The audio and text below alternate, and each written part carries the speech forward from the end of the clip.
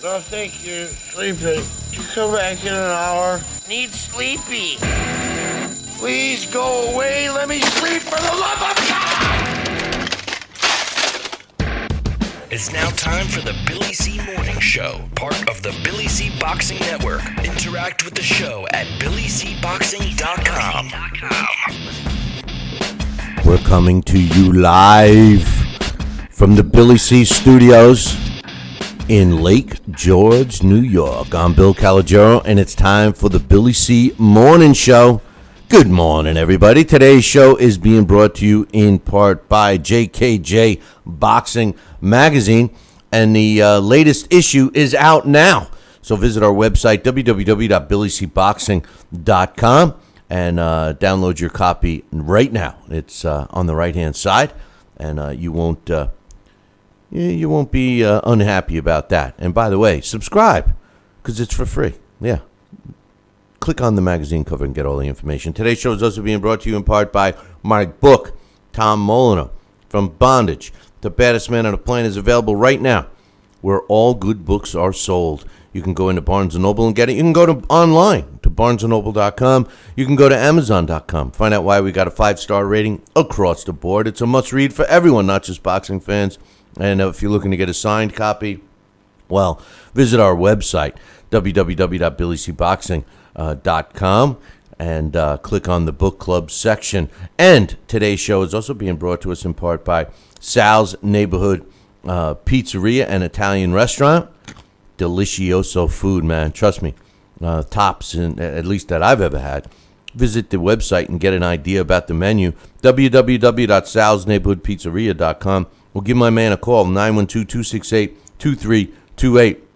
And speaking of Sal, we got our Keith Thurman, Shawn Porter pre- and post-fight shows going on live from Sal's delicious restaurant this weekend. So make sure you tune in to ldltv.com to check that out. We will most likely be going on air right after the conclusion of the Anthony Joshua Dominic Brazil fight.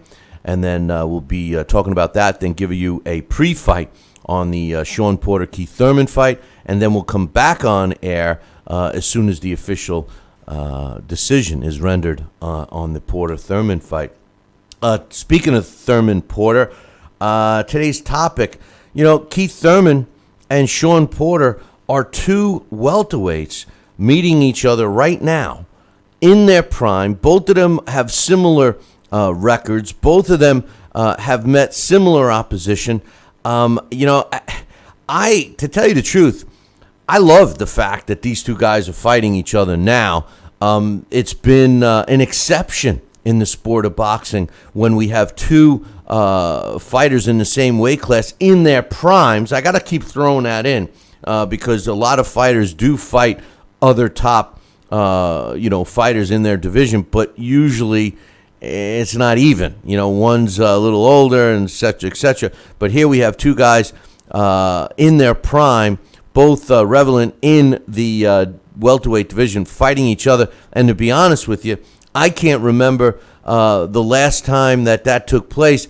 I got to go back in my memory banks, and to be honest with you, the last fight of this magnitude, in my opinion, was Sugar Ray Leonard against Tommy the Hitman Hearns.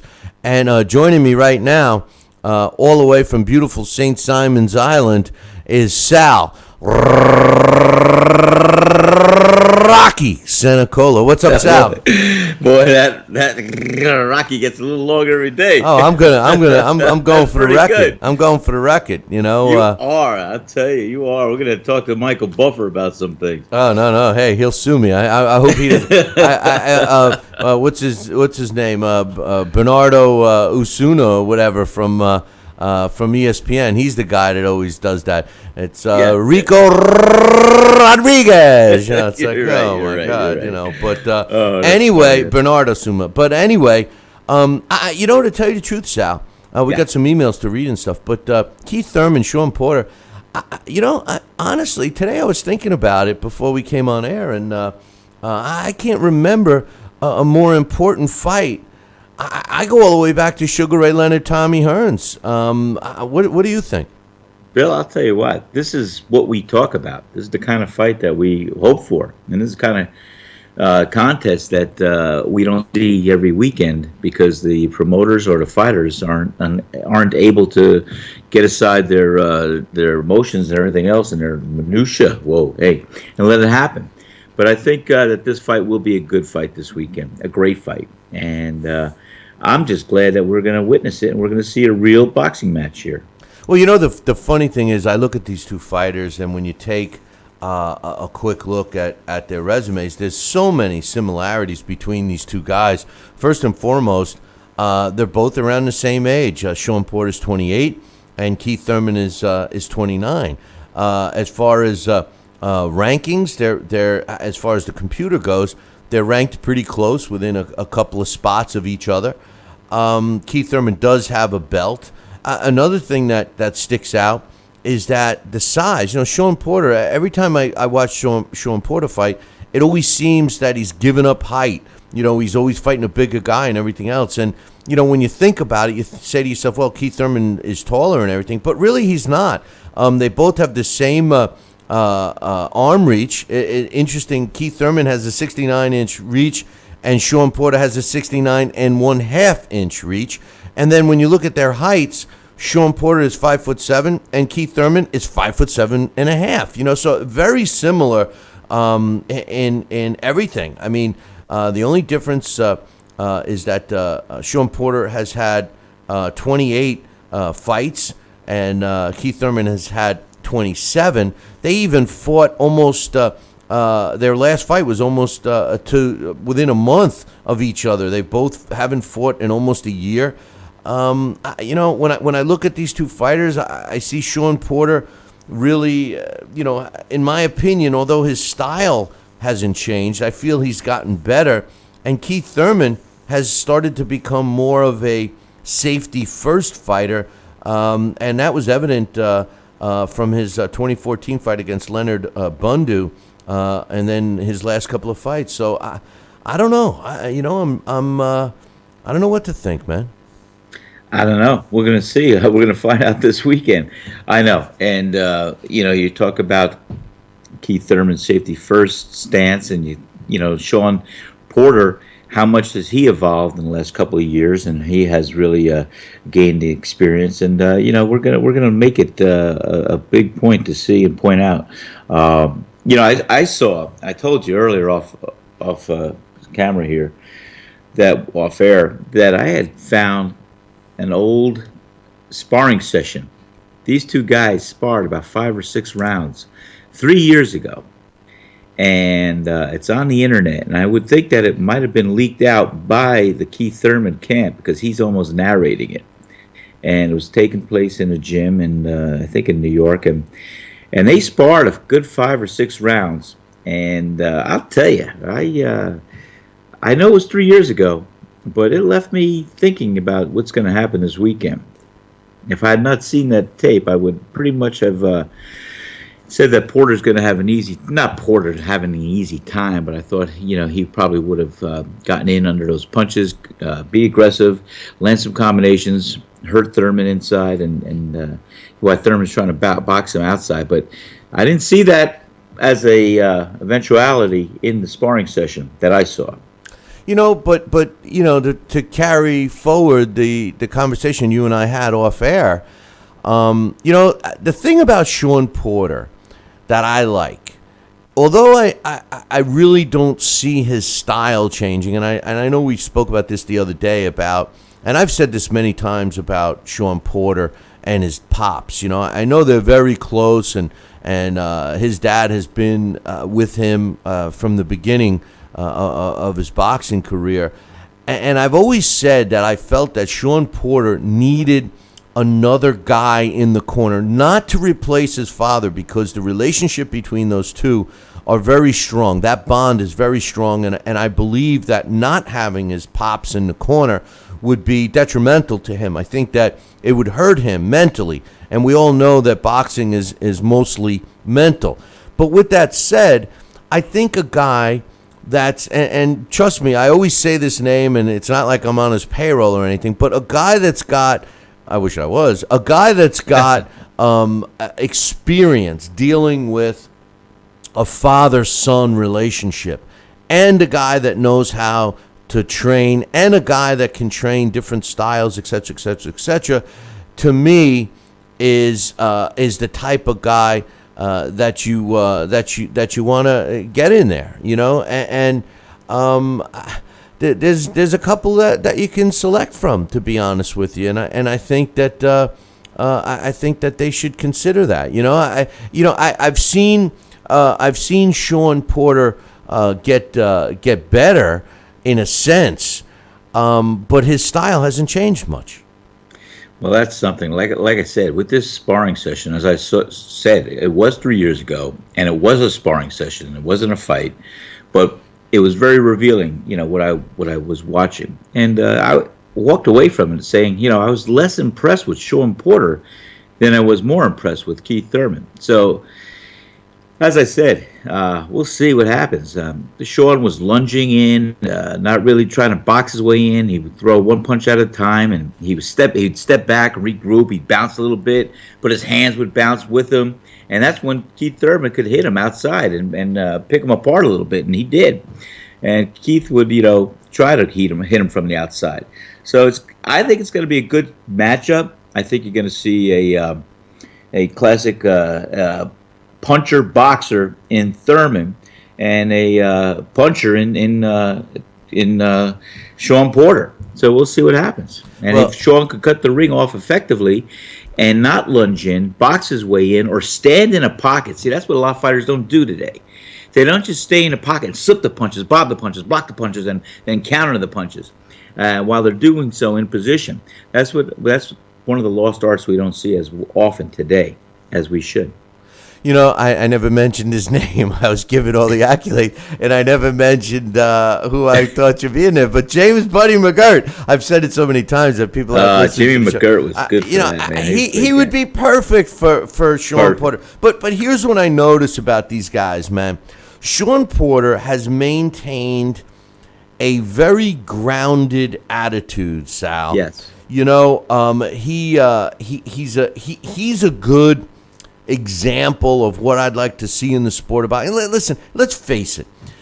Boxers get a bad rep just out of the gate. They're fighters. They're in a sport that people want to hold their children close to them if they're walking by a gym or something. And it's just they start off with a bad rep anyway.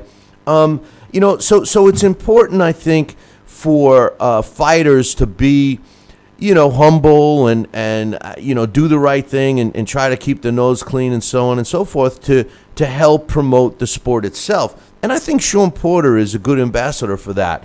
He's grounded and everything else. Now, Keith Thurman, who, don't get me wrong, Sal, I'm a big fan of Keith Thurman. I like Keith Thurman. I know you are. But the problem I see with him is, and like I was saying before, boxing is mostly mental.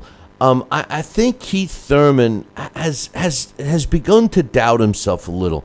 I don't know why he's taken up that safety first approach. There were rumors that whole accident and everything else was that he and his team didn't feel he was prepared enough. In the press clippings and things that you see from him, he's talking a lot of smack, saying things like, Shawn Porter's not on my level. And it's almost like he's trying to convince himself, Sal. I mean, I don't know. I've never been I've fought in the amateurs, but never as a professional. And I've never been faced with that kind of a doubt where, I had to pick myself up, so to speak, and get myself, the ship righted. And you kind of got to do it within, It almost seems like Keith Thurman is echoing what people are telling him, patting him on the back. You're better than him. You're not, he's nothing compared to you, blah, blah, blah. Now those same words are coming out of his mouth. What's your thoughts? That's a pretty good analogy, too. Very well may be. And, on the onset, when this was first called, I initially, instinctively, I just said, okay, well, that's good. Shawn Porter's going to beat him. and I just feel Shawn Porter would find a way to out hustle him to do what he has to do to win.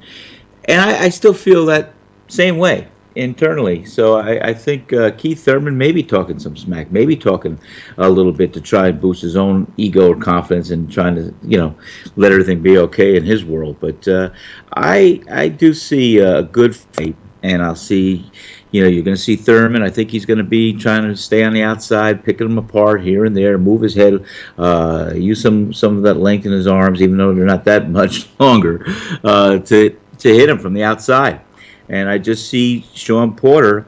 He'll be aggressive. He's going to come into fight. He's going to cut the ring off. And I think he, like I said, in 3 years from that session, I think it was a growing slot for each fighter. And I hope that Shawn, he comes to fight. He's conditioned, and like you said, he lives the life of a fighter, and I respect that, and that's what I appreciate. So I'm going with Porter. The thing about Porter is that he to me, he oozes confidence, and he doesn't have to say it. He doesn't have to say, I'm going to do this, I'm going to do that. I hate that crap. I'll wait till I get him in there, I'm going to get him. Doink, he's like, Curly on the Three Stooges,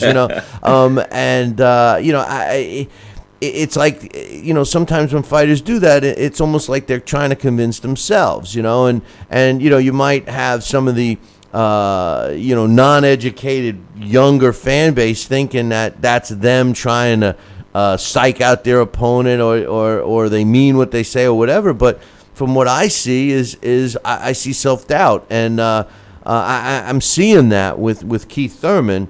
And, maybe there's some things going on with Keith that we don't know.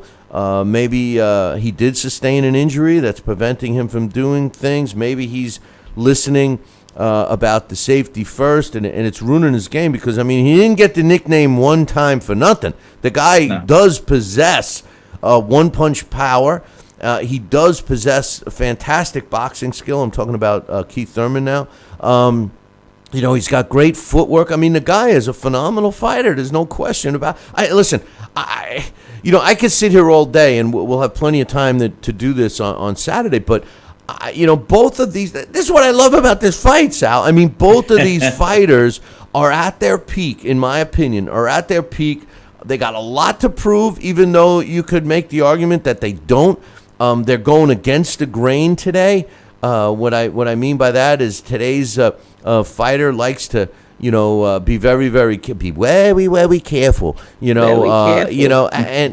they try to do that and just kind of smoke screen their way into a big payday. These two guys are fighting their way into a big payday, and I love it. And I hope that they set an example that other young fighters start to follow. I think fighters are starting to finally realize that the real fighters, the real quality fighters, actually fight the top opposition. That they don't cherry pick, they don't duck, they don't wait. They do what they got to do, and I think that this is a really good example of that. And hopefully we can move.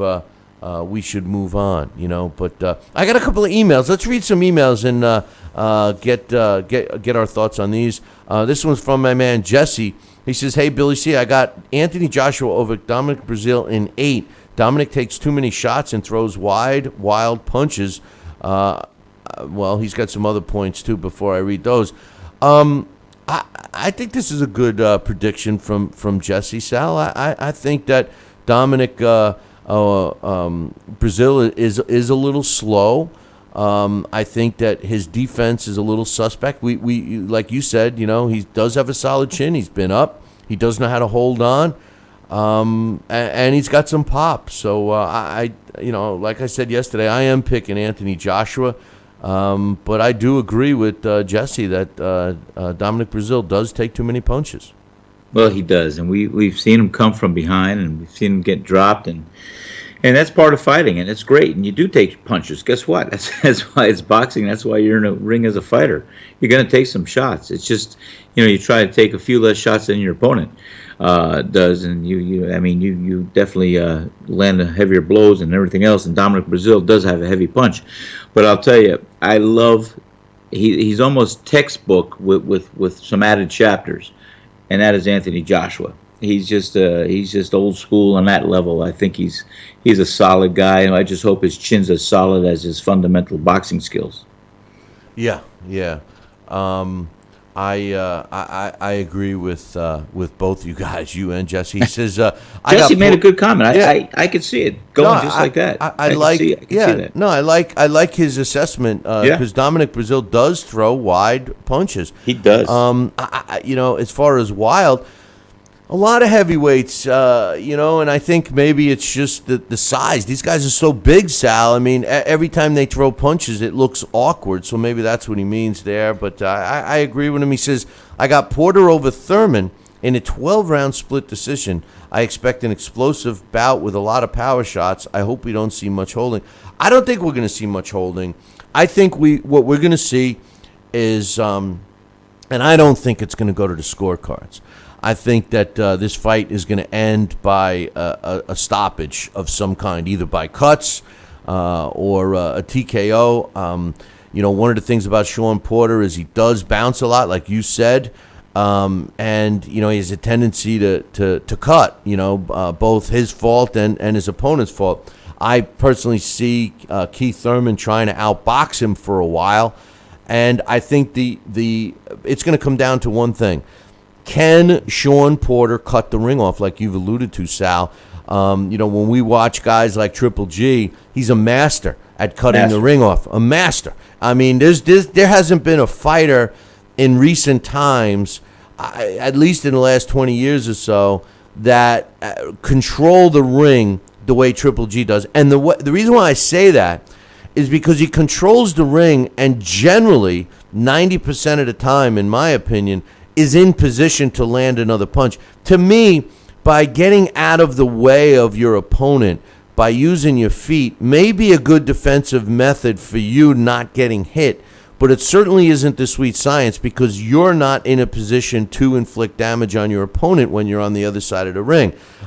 Triple G doesn't do that. He's right there. I think if Shawn Porter has tightened up his cutting off the ring game, I think this is going to be a tough night for Keith Thurman. Yeah, I think so. Like I said, I think 3 years is a good time to grow and to learn, and I think Shawn Porter is going to give Keith all he can handle. And if this fight ends in a knockout, I could see more so that or a stoppage from blows. I could see it being Keith Thurman not able to come back from some unanswered punches before I could see Shawn Porter doing the same. And remember, Shawn Porter's only hit the canvas one time in his career. And that was actually in his last fight against Adrian Broner, and that was in either the final round or the 11th round. So, and it was more of a flash knockdown. So it's going to be interesting to see. But then again, I don't know if he's been hit with a power shot like Keith Thurman's going to land. I can't wait for the fight. He says, I got Groves over Murray in a close 12-round decision. That's a tough one. I haven't made my official pick on that one yet. That's also this weekend. It's on the undercard of Anthony Joshua, Dominic Brazil. And Groves has gotten a lot of chances, and so has Murray. So there's a lot on the line for a lot of fighters this weekend. He says, Billy, I don't see Joe Smith Jr. as a threat to the top 10 fighters in the division. I want to see him against Brahmer and Beterbiev, Grozdak or Cleverly. Listen, Joe Smith Jr. Got by a pretty formidable foe this past weekend in knocking out Andres Fonfara. So I think that the doors will open for Joe Smith. Both you and me were impressed by Joe Smith, right? Oh, big time. We're going to call him Big Time Joe Smith Jr. I'll tell you, he's ready. He's ready for the big time, and we're going to see it because I think, like I said, he did it in such a dominant fashion. I'm excited about Joe Smith Jr. Well, Coach wasn't surprised, and he says he's a lot better than people think, and now we'll see if he was also right about, collectively a lot of people trying to duck Joe Smith, so we'll see. He says Jose Uzaga is the next opponent for DeGale. Your thoughts? It should be an action-packed fight. Yeah, I think that James DeGale is a fighter that fights to his level of opposition and use a guy, which I'm pronouncing his name wrong, I know, is a big. He's a question mark. I mean, he's a good fighter. He's undefeated. He moved up to super middleweight. He did campaign for a while as a middleweight, but I think that both fighters, where they are right now, will come into focus when they step in the ring. So thanks for the email, Jesse. Some interesting stuff on that one, huh, Sal? Sure was. Very good analysis. How about another one? How about I read another one? Why don't you read another one, Bill? I'd like to hear another one. I think I'm going to read another one, Sal. Let's go. This one's about a little train that thought he could. Oh, no. Hey, wait a minute. I remember that story. Yeah, don't tell me the end. I'm almost finished with that book. But this one's from my man Mike from Michigan. All right. My man Mike. Miss Mike, man. He used to, he liked doing the show. He liked watching and listening to the show on his way home from work. I'm trying to get him to listen to it on the way to work.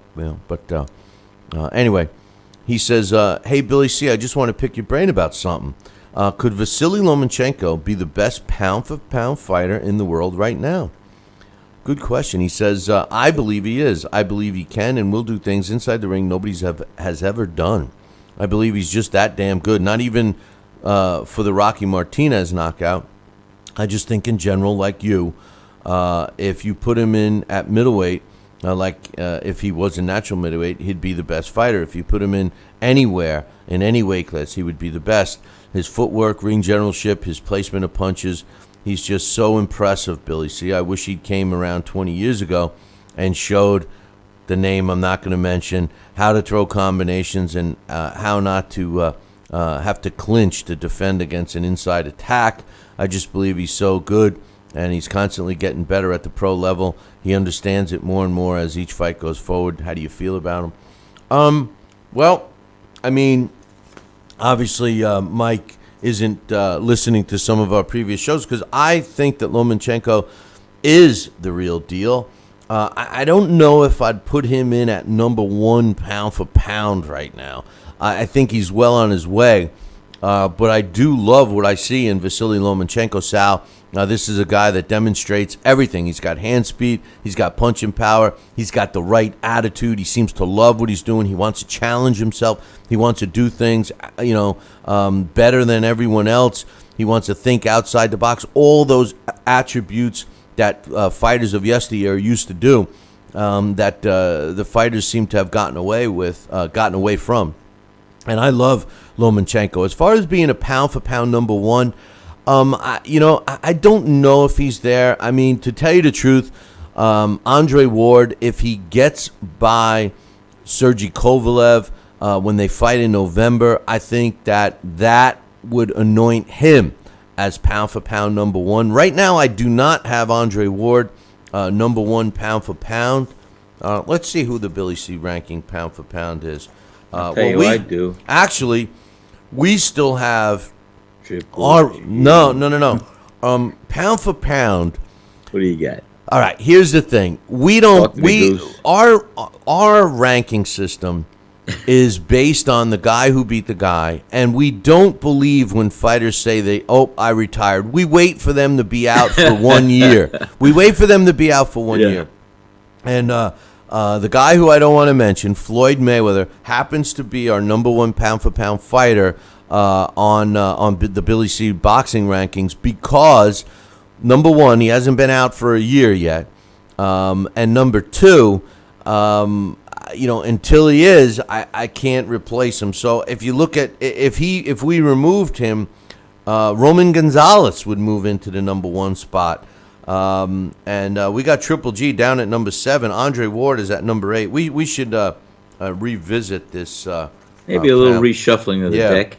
Yeah, we should revisit the pound for pound because I do think that Lomachenko should be on that list, at least in my opinion.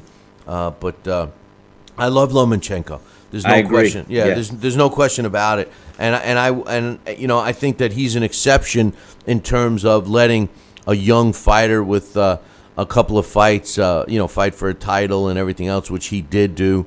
But I love this guy, and I know you do too, right?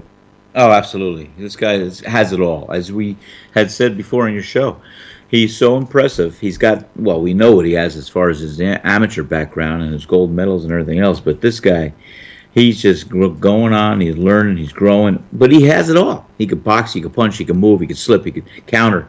I mean, I love it. He's got his ring generalship. He's got all the tools, and we're just going to wait and see how he evolves and how he shines with each opposition he faces, and I think he's going to keep that star value and quality in his moniker all for a very long time. You know, we got a couple of long-time listeners in the chat room today, aside from our normal group. We got my man Johnny Blaze in there, and Jeff just came in too, man. So I'm glad that these guys are up early. I mean, usually they're probably sleeping till noon, but glad to see them in the chat room. I got another, and by the way, if you're watching or listening live, come on over to our chat room on BillyCBoxing.com. I know we're available on multiple platforms, and there seems to be chat rooms on every single one, but the one that we respond to and the one that Sal and I are both in is the one up on BillyCBoxing.com. So if you're watching or listening, come on over there and join in the reindeer games. We got one more email that I'd like to read, Sal, and this one is from Alex T, the other Alex. He says, Bill, I gotta write while listening to your conversation with Coach. Coach, I could tell Coach his blood pressure's starting to go up right now. He says, Smith was on wobbly legs after getting his bell rung when he landed that bomb. All praise to him, but don't tell me that was Smith's plan to get nearly dropped and then wait to unload his right hand. I'm not buying it. That was a fighter who was hurt and threw a bomb. I'm not saying it was a lucky punch. I don't believe there are any lucky punches in boxing, but I don't think that was the plan. He says, let me ask you another question. It looked to me like the referee didn't even count after the second knockdown. Does a fighter like Fonfara, who got up twice against Stevenson and has been in tough against Cleverly and Chavez, does a guy like that deserve the chance to get up and fight on? Shouldn't the ref know the fighter's background going in, or does that even matter? Well, first of all, let me comment on that. The punch, the initial punch that put Fonfara down, I was surprised he even got up, Sal. I mean, that was one of those kinds of knockouts that you're still hurt, man, long after you get to your feet. I mean, what did you think after the first knockdown? Well, that was a crushing overhand right that just, it was like coiled, bam, unleashed, and that hurts. And, you're almost caught off guard and a surprise. And your natural instinct is to get right up. And that's what happens. Your innate or just natural instinct. He could have stayed down maybe a little longer, regroup, but he, like I said, it's a natural instinct. You want to stand right up, even though he could have collected himself maybe a little bit. But that punch, yeah, that could have put a lot of guys out for a long time. And he did get hit. He got caught. He went down. He did get up. But like I said, that was his instinctive call, was to stand right up. And it was inevitable. I mean, that punch, for all intents and purposes, was the knockout blow, because he wasn't the same. He never recovered from that punch. I agree. And as far as the second knockdown, I watched that initially the first time when it was live, and I thought the ref did the right thing. When I watched the replay, because then there was some question going on with a couple people that I was watching the fight with, and they're going, oh, man, he was up. And then when they showed the replay, what you see is he gets knocked down. He's through the ropes. He couldn't navigate to get his head beyond the turnbuckle, the corner post pad. And once he did, he was trying to get up. The referee helped him up. And was helping keeping his balance. So I think, first of all, that Joe Smith Jr. actually should have gotten credit for a knockout rather than the TKO. As far as him starting to count, listen, it's hard for us to judge, Sal, when we're watching on TV or even from the first row. a referee is looking right at their eyes. They get a view. You want to assume that they get the view and make the decision based on what they're seeing firsthand. I don't think there should be any kind of doubt about the stoppage in that fight. I do understand where Alex is coming from.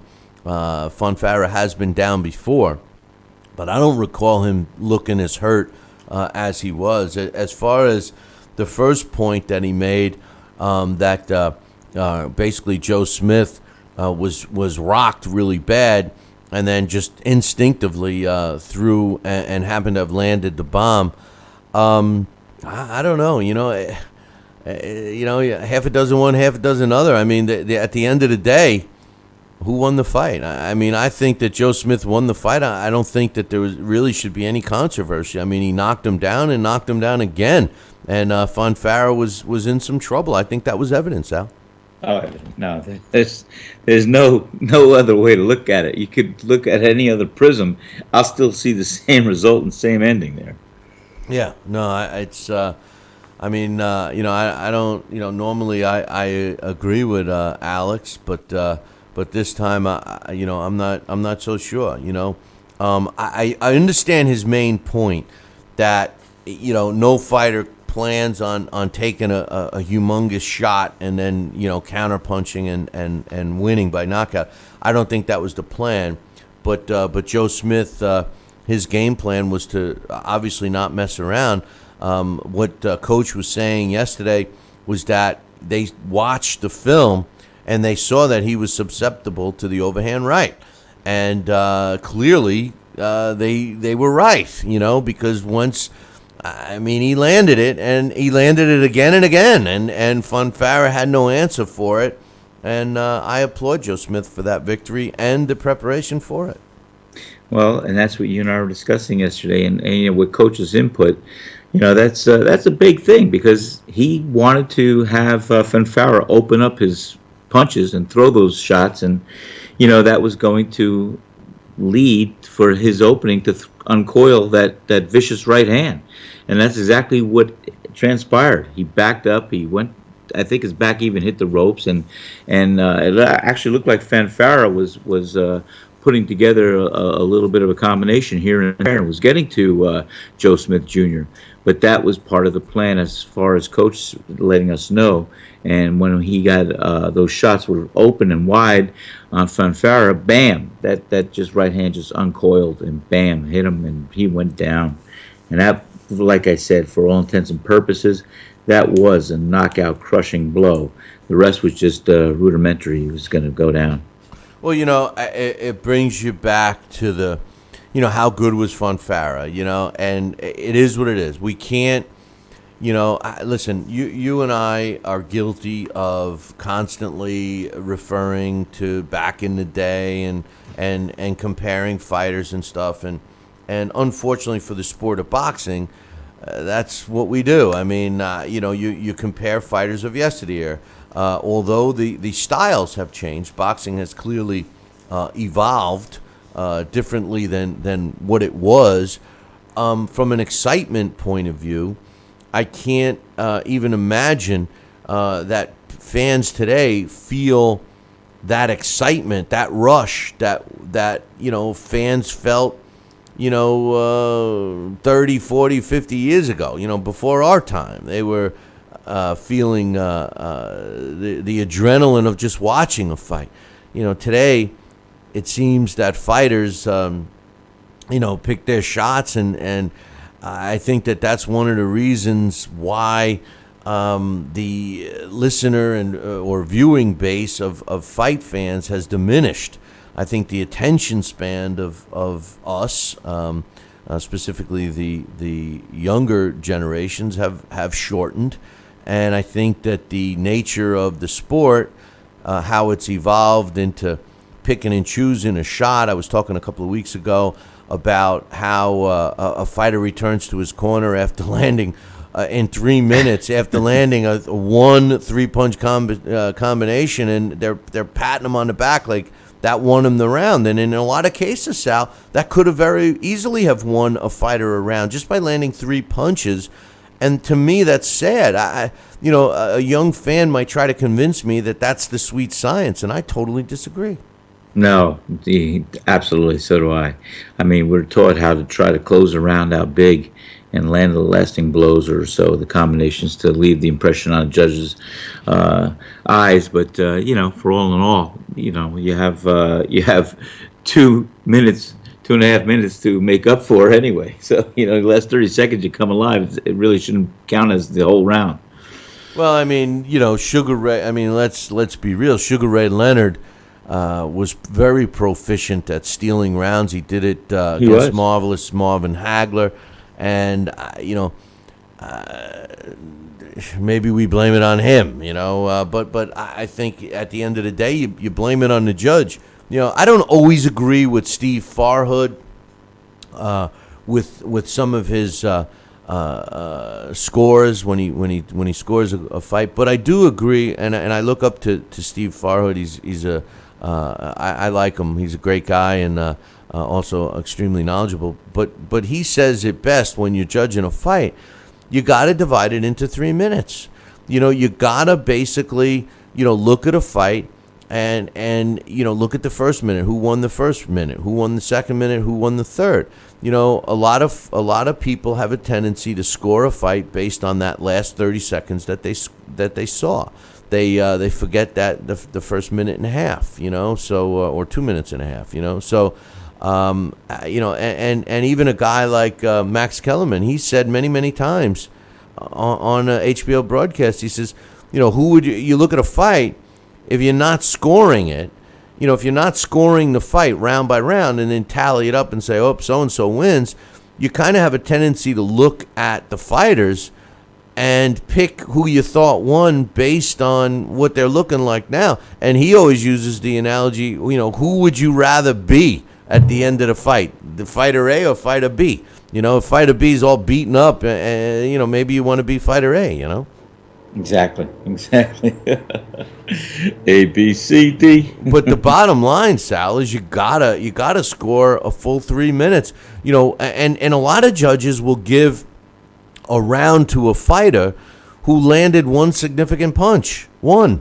And to me, I don't agree with that. There's no written rule that says how many pitter pats equal one hard shot. I mean, we could make a point for both, but if a guy lands one hard shot in 3 minutes and his opponent was picking him apart with good shots all round long, you got to give it to the guy who landed more, I would think. Well, and that's why it's called judging, and it's so subjective to one's opinion as far as what he's schooled in, what he's assessed, and what he learns, and what he brings to the judging table. We were told in the amateur days that, guess what? A right hand is just as good as a jab. Meaning if you get hit with a hard shot, it's only going to score as a jab in the amateurs, and that's how they do judge those. In the pros, yeah, that a big shot does negate a little bit of a pickling here and there and getting hit here. I mean, that's what we were taught when we were younger. So how far do they take it at the judging tables? I don't know. And I guess it's subject to their opinion. That's why we have some differences of opinions when it comes to the scorecards. And it's something we could visit and we should talk about maybe. Well, I'm sure Larry Hazard would have a world of comments on that one. On the judging aspect, yeah, it's a good point. I'll bring that up with him. Mm-hmm. But getting back to the big fight this weekend that you and I will be together for, Shawn Porter against Keith Thurman. There's so many positives about this fight, Sal. Not only from looking at and breaking down the two fighters themselves, but like I said earlier, the significance of the bout. And could this be something that will become the norm now that some of these fighters that were controlling the sport, just a handful of fighters controlling the sport over the last decade, now that they're finally out of the picture, hopefully, and their ways of ducking and picking and only fighting a couple of times here and there, maybe all of that based on necessity. because the viewing numbers are down, and the popularity of the sport is down. Maybe the powers that be are finally getting it and saying to themselves, we got to make the good fights. We got to put on these entertaining fights that are good on paper and keep our fingers crossed and hope that they live up to the billing. And I think that Porter Thurman is a great example of a fight that I would be, let me put it this way, I would be shocked if we go live after that fight from your place on Saturday night and we say, oh, man, was that disappointing? I would be shocked. I would be shocked. I think it's going to be an entertaining fight, and I don't think it's going to the scorecards. No, I agree with you, Bill. I think it's going to be a great fight. And you have two good styles. They're going to make a good contrast in the ring. And, it's so funny when you make the comment that they are about the same size. But even in that training video, it looked like Keith Thurman was a giant compared to Shawn Porter. But that's because Shawn Porter's style, which I like, by the way, because it's more resembles my style of fighting. He's crouched down, he's moving, he's bobbing, he's in a tucked coiled position to unleash his combinations. So he appears to be smaller, even though statistically or by the yardstick he's about the same size. Yeah, I was a little just fight small. I was surprised to see that on the stats that they're similar in size. I think the body build. Shawn Porter is a much bigger guy, body-wise than Keith Thurman. He's a little more lanky, but Keith, just the way Keith is talking smack, and I know they're trying to promote the fight, but this is the type of fight that doesn't really need that kind of promotion because people are already into it. I think he's doing it not so much for promotion, but to help himself. I think he's meant. And I don't want to use the choice of words that I was about to spit out, but I think mentally he's challenging himself. I think that he's doubting his abilities for whatever reason. It's not like he's coming off a bad performance or something. I just think that Shawn Porter's calmness and as a matter of factness and his, bring his lunch pail to work, the blue collar worker mentality, and that's what I see in Shawn Porter, and that's what I like, and I don't know. I think when I saw, I'll never forget the look on Evander Holyfield's face when he was walking down the aisle to fight Mike Tyson, and everybody, including myself, thought that Tyson was going to kill him, and people felt bad for him. He didn't quite have the feared look that Michael Spinks had when he was walking down the aisle to go in and get destroyed by Mike Tyson. Evander Holyfield had this sense of calmness and confidence, and he had this smirk on his face. And I'll never forget watching him walk down the aisle. And when I saw that, I said, "Uh-oh, Mike might be in trouble." And we all know what happened after that. So it's almost like I think Keith Thurman is seeing that with Shawn Porter. It's funny you should say that because when I was just reflecting back, that's the same feeling I sensed when I saw Buster Douglas walk in the ring against Mike Tyson. We know what happened there. It's funny. You never know what's revealing in the heart and mind of a fighter, and we could find out. What's going through Keith Thurman's mind, and is this being self-touting because he wants to build his own confidence up, or is he, trying to, in a late great Muhammad Ali fashion, trying to, make some predictions and talk smack about his opponent, which I doubt. I think it's the former, not the latter. We'll see. The difference between Ali was that what he said, he was trying to promote fights, but he was also backing them up. Oh, yeah. If he said he was going to do something, he did it. Or he would change his game plan around, or he wouldn't, get into his game plan. These guys today are doing it, basically going through the motions. I'm going to do this, I'm going to do that. And then at the end of the fight, they're hugging and kissing. It looks like they should get a hotel room half of the time. Don't get me wrong. I think that fighters need to respect each other. And, everything's over when the fight's over, any kind of, stuff that went on in preparation. But sometimes these guys are overdo it a little. I don't know. That's just my thought. Good thought. Good thought. I mean, that's just my thought. But anyway. Go ahead. No. Well, we're going to see a good fight. We're going to see a couple good fights, and I'll tell you what, the Anthony Joshua fight, Dominic Brazil, that's going to be a great fight. And like I said, I'm very excited to see how Anthony Joshua develops in his young professional career. He just seems to have all the tools necessary. He's just got to keep them sharp and hone them in and utilize what he's gotten as far as his talent and ability. And I think he's going to be around for a long time. Well, I love Anthony Joshua. Me too. And as much as I keep saying he's developing, we can't use those terms anymore because he's now a world champion. And, right. True. I mean, we can't. That's the problem with the sport today.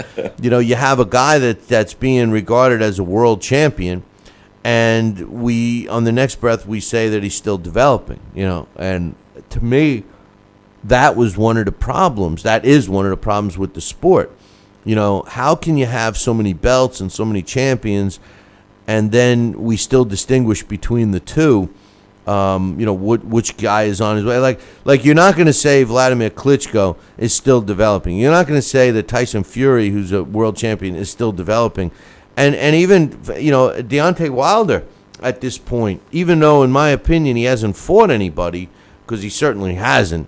And, some of his cronies could make the argument, well, he fights everybody that the WBC tells him. Yeah, okay, so he's not the heavyweight champion of the world. He's the WBC heavyweight champion. And that's what has become with all divisions, not just heavyweight.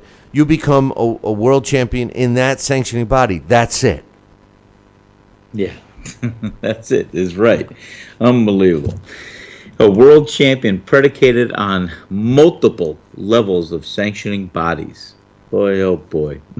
We got a couple of decent fights this weekend, too, aside from the Porter, Thurman, and Joshua Dominic Brazil fight. A couple that everyone should keep an eye on. One is Matt Korobov going up against Brian Vera. Brian Vera has seen better days, but he's always a tough out. It's in the super middleweight division, so Matt Korobov has a little edge there because Brian Vera really isn't a legitimate super middleweight, at least in my opinion.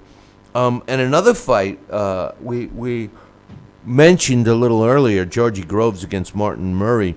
That's a decent fight to keep an eye on. But also on that card, Chris Eubank Jr. is fighting, and Dylan White returns to the ring, going up against the guy I actually promoted a couple of fights for when he was a middleweight. Now he's fighting as a heavyweight, Danny Batchelder. But Danny's a slick fighter. He's been a sparring partner for a lot of fighters. It's going to be interesting to see how Dylan White returns to the ring after losing to Anthony Joshua. Absolutely. We'll see what happens because, like you said, earlier we were talking about how do fighters come back after a loss, let alone a pretty big one, or just even a little bit. How's their confidence? How's their chin? How's their ability to carry on? So this is what makes up a fighter as well, too. All these characteristics. And the big question mark for Dominic Brazil and Anthony Joshua is simple: can Dominic Brazil land a punch on Anthony Joshua? Because if he lands a solid, and I mean a solid punch, if he lands a solid punch, it could be Coitons for Anthony Joshua. It really could. But the style, like one of our emails said earlier, the style of Dominic Brazil, it fits right into Anthony Joshua's. I think Anthony Joshua is his style is tight. I think that he's got a good defense. I think that he, snaps his jab out there, and he's not afraid to deliver the knockout punch, and he doesn't pussyfoot around. He'll get the job done quickly if he can.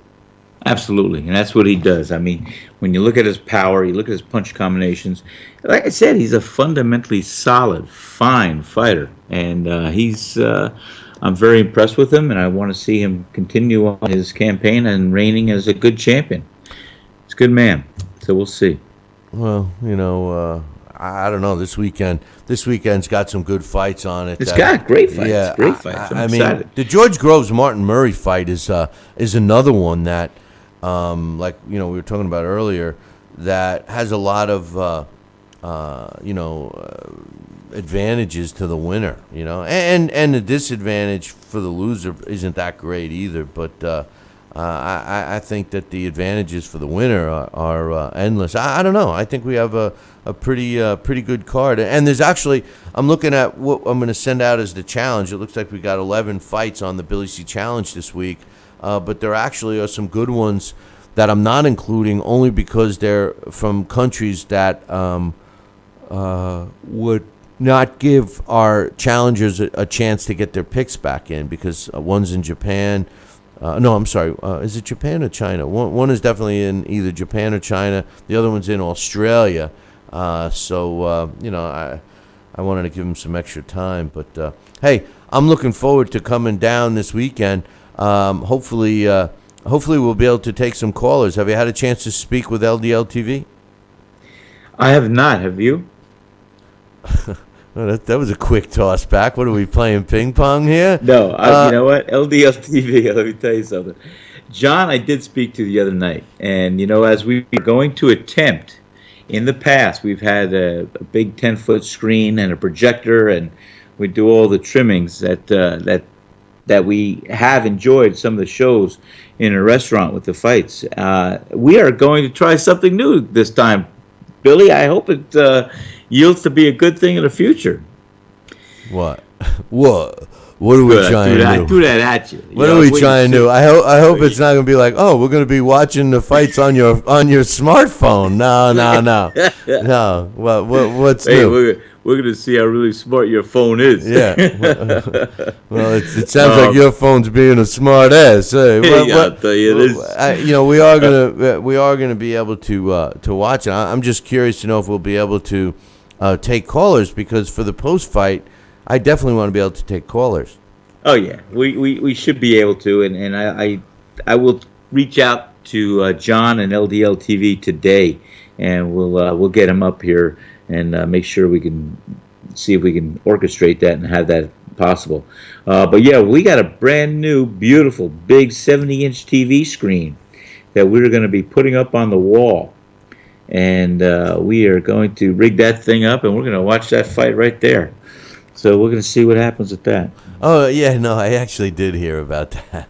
You did. I did hear about that. Yeah. Well, that's good. That's good, man. That's good. But it's going to be good because it's going to be a fixed thing in the restaurant. And I see a lot of things going on. I see, we're going to put a little new dimension. I never really had a TV, and that's what kept us unique too. Is we didn't have the TVs, except we had the one little TV which only has one station available. That's WSAL, Sal TV.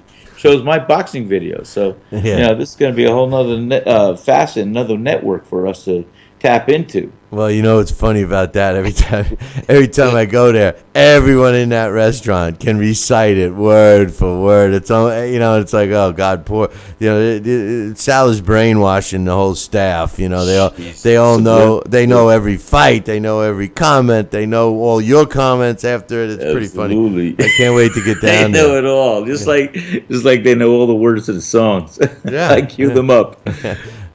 Geez. Anyway, Sal, listen, any final thoughts before we pack it in? Another slow day. We're going to get out of here a little early. Tomorrow, we're going to be talking with Boxing Hall of Famer Larry Hazard. We'll get his thoughts on the Smith upset over Fonfara and his predictions of the big fights this weekend. We're also going to be doing our Blast from the Past tomorrow. And I'm pretty sure we're going to be doing a blast on James Jeffries, the former heavyweight champion, who was no slouch. It's pretty interesting how much boxing has changed. The younger fans talk about, guys like you and me, Sal, have to evolve. We're old, disgruntled old men.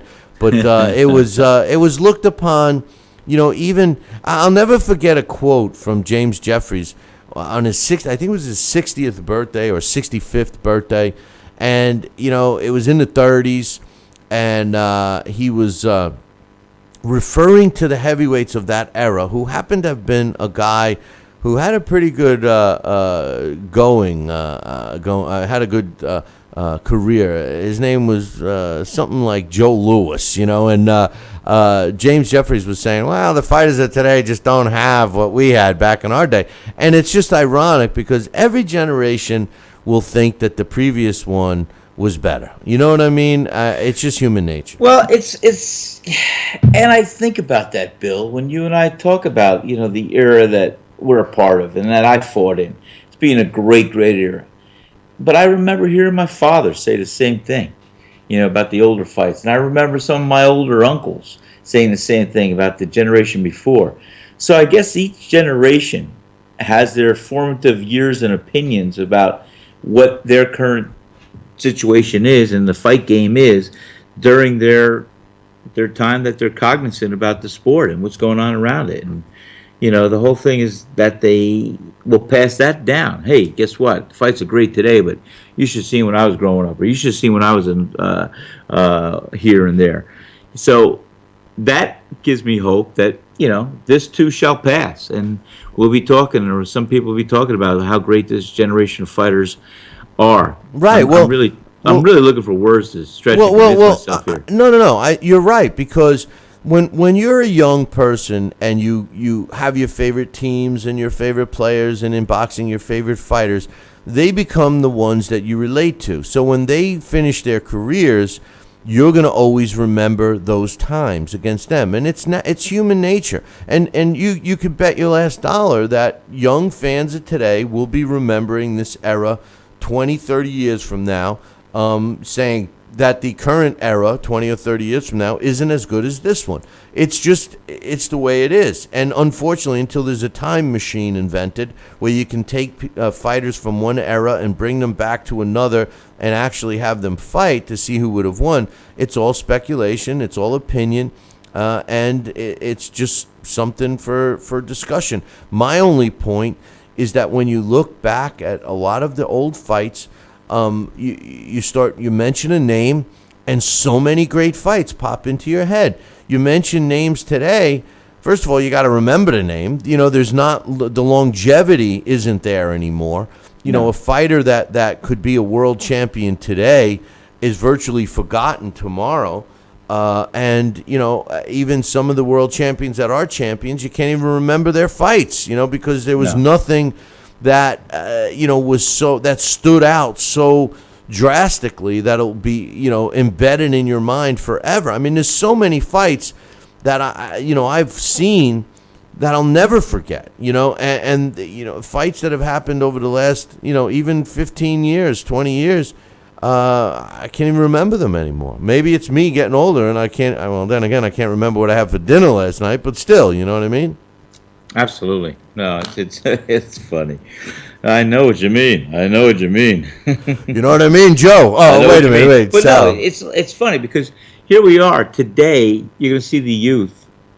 You're going to see them talk about this generation. They're going to say, hey, this was a great generation to their kids. They're going to say, oh, there was Pacquiao, there was Mayweather, there was Lomachenko, there was Triple G, there was Andre Ward. These are going to be the guys. Hopefully Anthony Joshua will be in there. Everybody else. So this is the mecca right now for this generation. These names, that's going to be passed down to their kids as far as reference, as far as, hey, these were the great fighters, these were great days. And who knows what's going to evolve, 30 years from now. But how can they say anything? Listen, I don't even want to talk about the guy, but let me say this. What can they say about Mayweather? They can say two things. He finished undefeated, and he made a lot of money. That's it. Hey, it ain't over yet. We don't know what's going to happen. But it's over. But listen, no, he's not over. But that's all they're going to be able to say about him. That's all they can say. I just wanted to get you riled up. Yeah, but that's all. But Sal, that's all they can say about the guy. You can't say anything else. You can't say that he fought everybody. You can't say that he was. Name one exciting fight. The whole point is you can't even. No, but my whole point about Mayweather is you can't even remember a fight. There's not even a fight that you can say, oh, yeah, you remember Mayweather against so-and-so? You know, oh, what an entertaining fight. The guy is the most boring fighter ever to put on a pair of gloves. You know what? Right. I wish you wouldn't have even mentioned his name. Hey, man, do me a favor. Take your blood pressure medicine. You know what? Thanks for closing it like that. But anyway, listen. I was just making an analogy. Yeah, I see where you're coming from. Now I'm going to have to make an apology. Yeah, no. Now you're just going to have to make an extra pizza to throw down my throat. Absolutely. But anyway, hey, listen, Sal, I appreciate you coming on, and I appreciate you getting me going like that. And, well, you're ready to take on the day, Bill. I hate to be in your path. Oh, God. But anyway, hey, listen, I look forward to chatting with you tomorrow, my man. We will, buddy. You take care. Have a great day, and I'll give you an update a little later on today, okay? Sounds good, my man. I'll talk to you later. All right, man. Take a deep breath. Jeez, thanks, buddy. That's Sal Rocky Senecola getting me all riled up. And listen, don't forget, today and yesterday, a little slow in the boxing news, and not much to complain about. In other sports, not even much to report about. The Cavs won the NBA championship the other night, so hockey's over. That's over. We got baseball ready to do the mid-season All-Star break. We got pro football getting ready to start in the end of July with the preseason. So we got some stuff going on, so we're going to focus on the big fights this weekend. Don't forget, we are doing a live broadcast from Sal's place on Saturday, so make sure you tune in to www.ldltv.com or drop them an email, info or john@ldltv.com, and ask them, hey, how the hell can I watch Billy C and Sal on their pre- and post-fight shows on Saturday? But anyway, hey, listen, we'll be back here tomorrow. James Jeffries, our blast from the past. Boxing Hall of Famer Larry Hazard will join us, and we'll talk, maybe we'll talk about boxing. Until then, make sure you tune in tomorrow, same bat time, same bat channel. Ciao, baby.